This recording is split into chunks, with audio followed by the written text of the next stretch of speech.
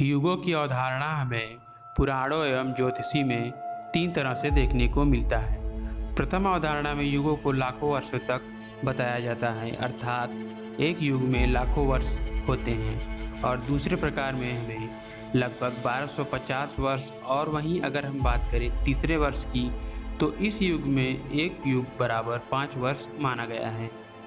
प्रभु श्री राम के जीवन के बारे में आपको बताएं उससे पहले तीनों युगों के बारे में जान लेते हैं। तो वीडियो शुरू करें उससे पहले यदि आपने अभी तक हमारे चैनल को सब्सक्राइब नहीं किया है तो चैनल को सब्सक्राइब कर हमें आगे बढ़ने में सहयोग करें। तो दोस्तों आइए हम आगे बढ़ते हैं। बात करें अगर प्रथम युग की तो इसमें अलग अलग युगों के लिए अलग अलग समय बताया गया है, जिसकी शुरुआत सतयुग से होती है। सतयुग के बाद त्रेता युग, त्रेता युग के बाद द्वापर युग, द्वापर युग के बाद कलयुग, कलयुग के बाद माना जाता है कि एक पूर्ण विनाश होगा, जिसके बाद फिर से सतयुग का आरंभ होगा। तो वहीं अगर हम बात करें सतयुग की, तो सतयुग में कुल 17,28,000 वर्ष रहा है।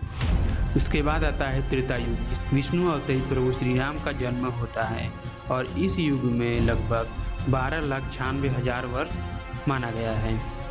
इसके बाद आरंभ होता है द्वापर युग का, और द्वापर युग में पुनः विष्णु अवतरित श्री कृष्ण का जन्म होता है, जिसका समय लगभग 8,64,000 वर्ष माना गया है। और उसके बाद आखिर में आता है कलयुग, कलयुग का समय लगभग 4,32,000 वर्ष माना गया है।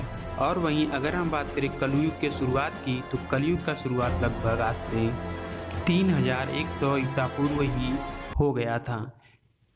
और अगर हम बात करें अब तक कुल भी कितना बीता समय कलयुग का, तो लगभग 5,000 से भी अधिक वर्ष बीत चुका है कलयुग का।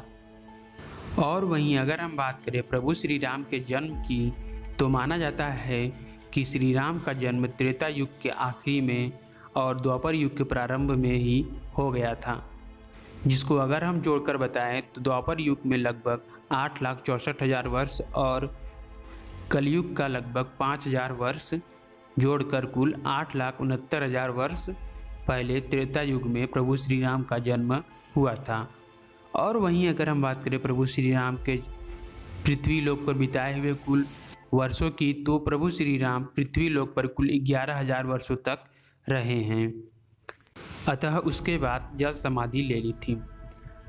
और अगर हम कुल मिलाकर बताएं तो लगभग 8,80,000 वर्ष पूर्व त्रेता युग में प्रभु श्री राम का जन्म हुआ था। और अब आते हैं दूसरे अवधारणा पर। दूसरे युग की अवधारणा की बात करें तो जिसमें एक युग बराबर 1250 वर्ष माना गया है। और वहीं अगर हम चारों युगों की बात करें तो जिसमें लगभग कुल 5,000 वर्ष पूर्ण हो जाता है।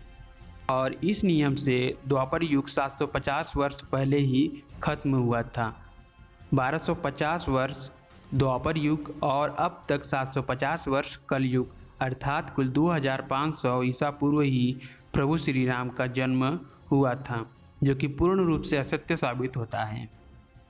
और वहीं अगर हम बात करें तीसरे और आखिरी अवधारणा की, जिसमें लगभग 5 वर्षों के लिए एक युग माना गया है, तो यह आपको बता दें कि यह 5 वर्ष आपका अलग अलग ग्रहों के लिए अलग अलग माना जाता है। उदाहरण के लिए आपको बता दें कि यदि हम बात करें बृहस्पति ग्रह की, तो उसका एक परिक्रमण काल लगभग लाखों वर्ष का होता है, और इस नियम से बृहस्पति का 5 वर्ष लगभग 5 लाख वर्ष माना गया है। तो इसी प्रकार अलग अलग ग्रहों के लिए अलग अलग युग बताया गया है। तो आज की इस वीडियो में बस इतना ही हम लोग रहने देते हैं। आशा करता हूँ आप समझ गए होंगे, आपको वीडियो अच्छा लगा होगा। तो ऐसे ही सत्य एवं रोचक कहानियों के लिए हमारे चैनल को सब्सक्राइब करें और वीडियो को लाइक करें। मिलते हैं आपसे फिर किसी अन्य वीडियो में।